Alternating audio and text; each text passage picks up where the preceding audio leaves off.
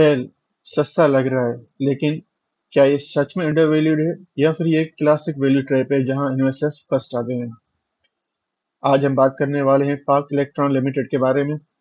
इस वीडियो में हम देखेंगे पेल का बिजनेस क्या है, market share, financial strength, valuation और सबसे इम्पोर्टेंट, क्या आपको पेल बाय करना चाहिए या अवॉइड करना चाहिए।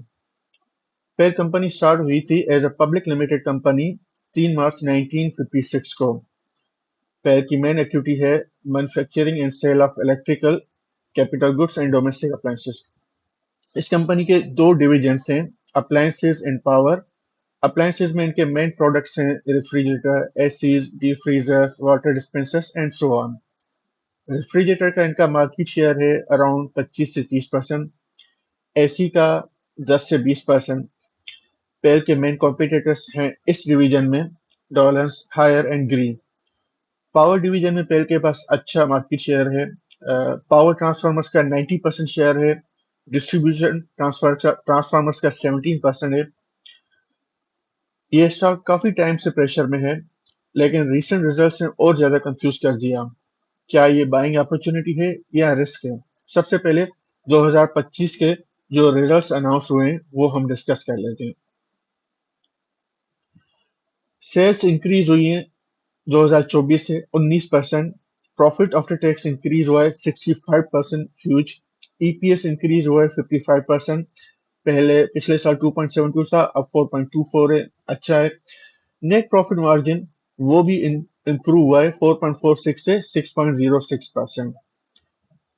सेल्स ग्रोथ अच्छी है, ब्रांड स्ट्रांग अच्छा है, डिमांड भी रिकवर हो रही है, लेकिन स्टोरी इतनी सिंपल नहीं है। अब बात करते हैं उन चीजों की जहां स्मार्ट इन्वेस्टर्स कॉशियस हैं। Number 1, high debt. Interest cost profit को खा जाती है। इनकी 2.3 बिलियन 2025 में इन्होंने इंटरेस्ट पे किए, जो कि ऑलमोस्ट 4% ऑफ द रेवेन्यू है। इमेजिन करें अगर ये इंटरेस्ट ये पे न करते तो इनका नेट प्रॉफिट मार्जिन कितना अच्छा होता और कितना जबरदस्त होता। दूसरा है लो मार्जिन। इनका इम्प्रूव तो हुआ है लास्ट ईयर से। लास्ट ईयर का नेट प्रॉफिट मार्जिन 4.46, अब है 6%, बट स्टिल इस इंडस्ट्री का जो बेंचमार्क है वो 10 से 20% है, तो ये बिल्कुल लो प्रॉफिट मार्जिन चल रहा है इनका। तीसरा इशू जो इस कंपनी के साथ है वो है करेंसी रिस्क। जब भी पीकेआर डिप्रिशिएट होगा तो उसका इम्पैक्ट होगा इन पे, क्योंकि ये इम्पोर्ट डिपेंडेंसी कंपनी है, ये रॉ मटेरियल बाहर से इम्पोर्ट करते हैं।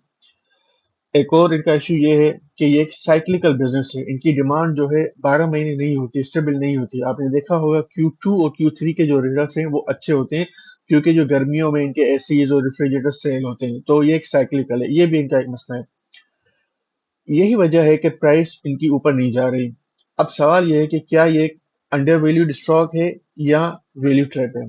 सबसे पहले हम समझते हैं डिफरेंस इन दोनों में क्या है।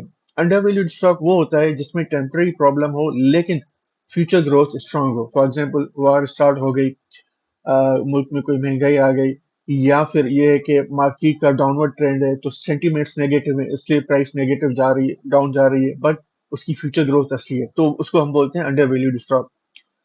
वैल्यू ट्रैप में ये होता है कि हमें लगता है कि स्टॉक सस्ता है लेकिन उसकी कोई ग्रोथ नहीं होती है फ्यूचर में, या उसका रिस्क ज्यादा होता है।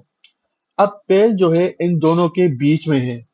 जो स्मार्ट इन्वेस्टर्स हैं, स्मार्ट इन्वेस्टर्स ने इन इस स्टॉक को क्लोजली वॉच कर रहे हैं। तीन चार चीजें। Number 1, interest rate trend.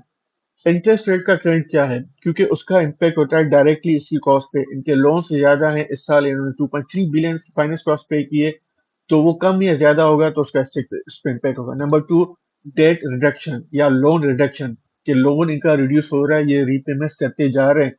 Number 3, margin improvement. हमने देखा 2025 में इनका मार्जिन इंप्रूव हो रहा है, बट क्या ये इंडस्ट्री के जो बेंचमार्क है, ये जो सेक्टर है, उस हिसाब से इसका इंप्रूव हो रहा है।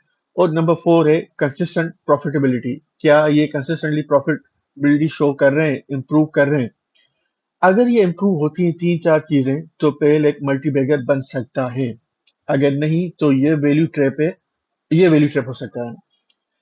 पेल का जो पीई है वो 7 to 9 है, जो कि सिंगल डिजिट में है। अब जो कि इंडस्ट्री का जो है वो 10 से 14% है। अब यहाँ से हमें देखें तो लगता है कि ये चीप है, लेकिन ये जो चीप पीई है वो जस्टिफाइड है। क्यों? क्योंकि इनके नेट प्रॉफिट मार्जिन लो है, डेट रिस्क इनका हाई है, कैश फ्लो प्रेशर है, इंटरेस्ट रेट ये देते हैं, तो उस हिसाब से इनका जो पी रेशो वो जस्टिफाइड है। पेल की अगर हम 52 वीक्स की हम देखें तो 52 वीक की जो रेंज है वो 64 को टच करने के बाद आजकल ये 35 पे ट्रेड कर रहा है। इट मींस ये आजकल लोअर साइड पर है। पेल एक सेफ स्टॉक नहीं है, इसमें हाई रिस्क है और हाई रिवॉर्ड है। बिगनर्स के लिए ये रिस्की है।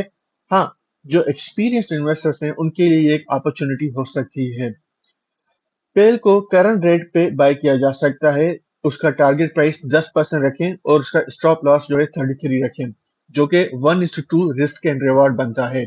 अगर बढ़ेगा जो हमारा टारगेट प्राइस अचीव होगा 10%, और अगर स्टॉप लॉस हिट होता है तो वो 5% है, 1:2, जो कि नॉर्मल है। अगर आप चाहते हैं कि मैं आपको बताता रहूं कि कौन से स्टॉक्स रियल अपॉर्चुनिटी है और कौन से ट्रेड्स, तो प्लीज सब्सक्राइब करें स्टॉक्स अकेडमी को। Thank you.